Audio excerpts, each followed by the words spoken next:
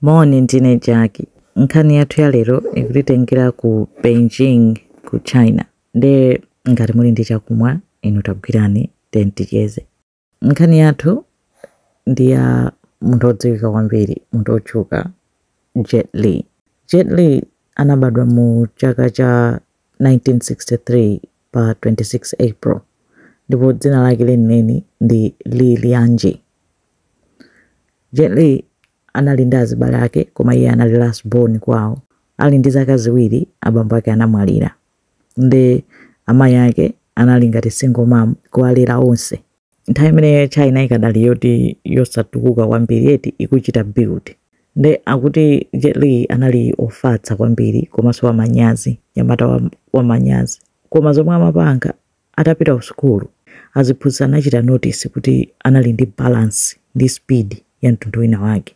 Nangasi inali dziko loti amakonda za martial arts zachani, ndi iye akamapanga ati speed yake ndi masunthidwe yake analonena kuti aziphunzitsa zadabwa naye kuti mwana ayo takhala ngati ali ndi luso. Ndi anamutumiza kuti akapange train wushu, another form of martial arts yochedwa wushu.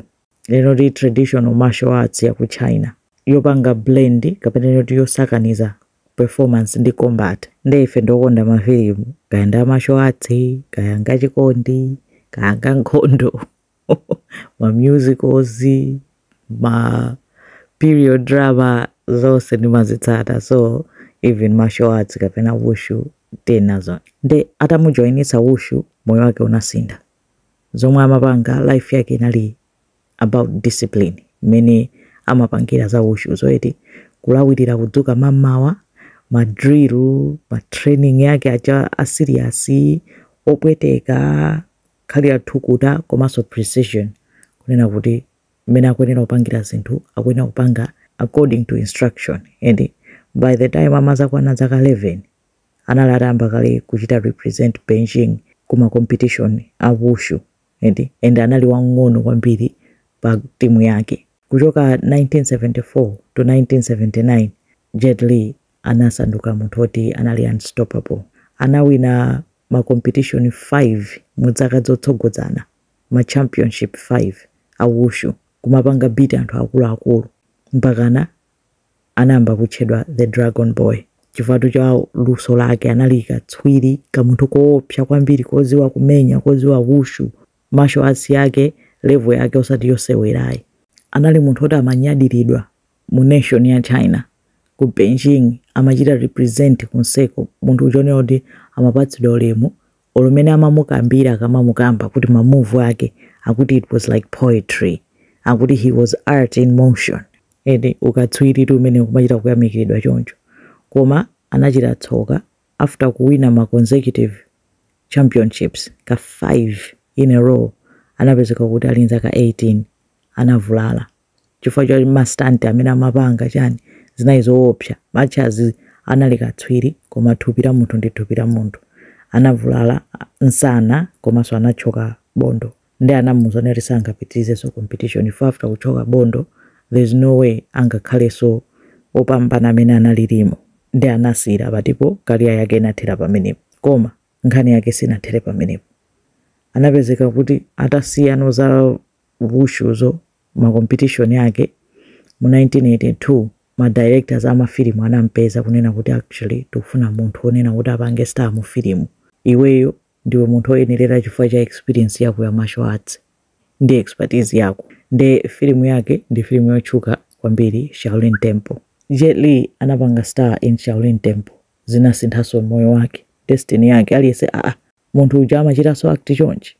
And amayuza ma move wake onse aja akuwushu amene anaphunzira aja. Nde fans makonda kwambiri chifukwa chonena kuti amachita blend yekha martial arts style yake.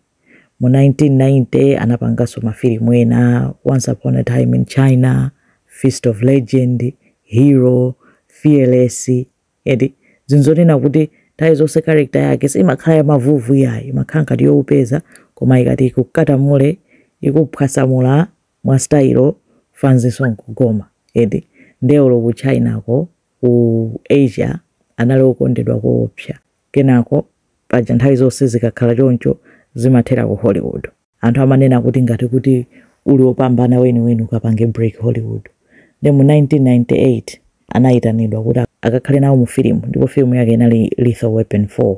Ndipo pamene no Hollywood inamutani inamudziwa, inali introduction yake ku Hollywood. Sankadziwa chizungu koma mapati ake analosalira chizungu, kumenya sukulira chizungu.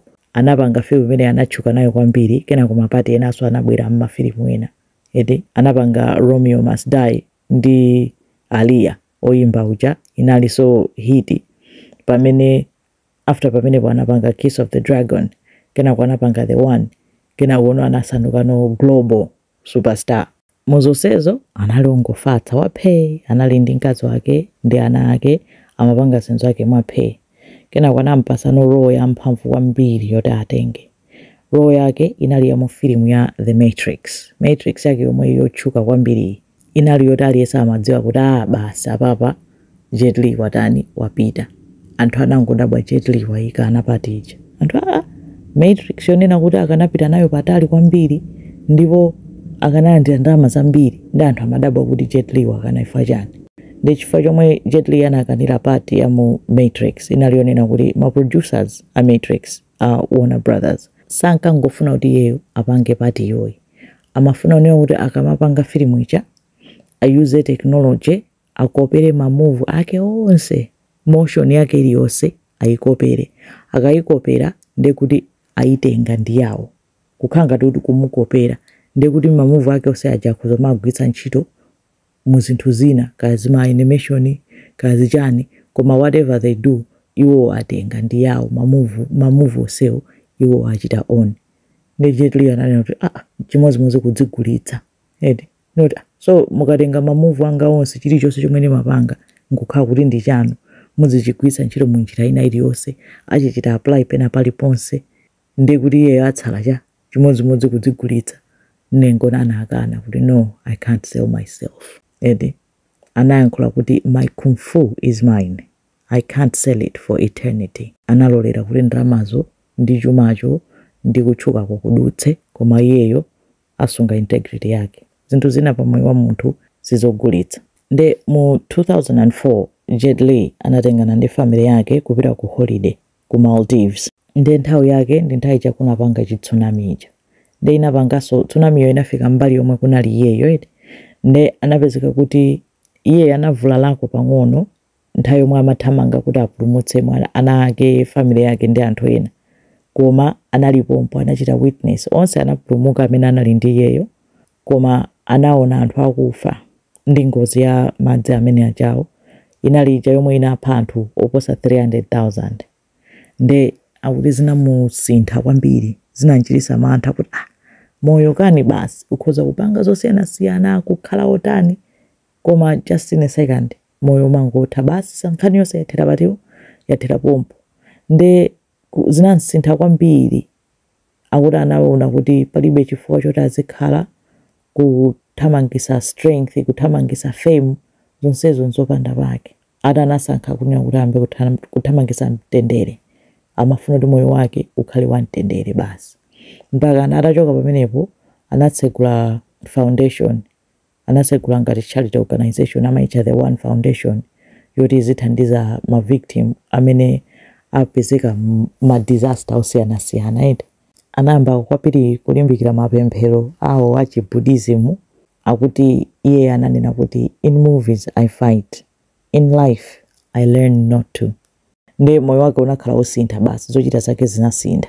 Patakhala kanthawi panazatuluka chithunzi chake, anthu anamujambula, zomwe zongokujambula asakudziwazi, koma kuoneka ngati wakalamba kwambiri, oneka odwala kwambiri, anthu nkudzaza no pachane, anthu nkudzaza pa social media, Jet Li watani, Jet Li watani, Jet Li akudwala sali bwino. Kunazachoka ndi zina zake zosakhala bwino kuti Jet Li sali bwino chanjani.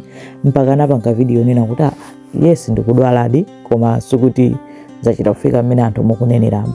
Atamadwala hypothyroidism, komanso kuvulala komwe anavulala nsana koma muvutabe.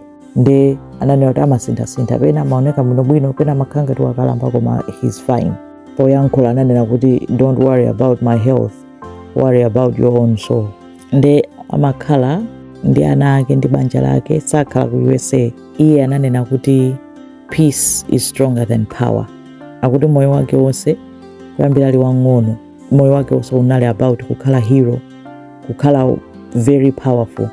Koma amene anakula anazindikira kuti chinthu champhamvu kwambiri ndi mtendere kuposa china chilichonse. Ndipo iyeyo pakali pano chomwe amasaka pa moyo wake ndi mtendere. Imeneyo ndi nkhani ya Jet Li. Zikomo kwambiri.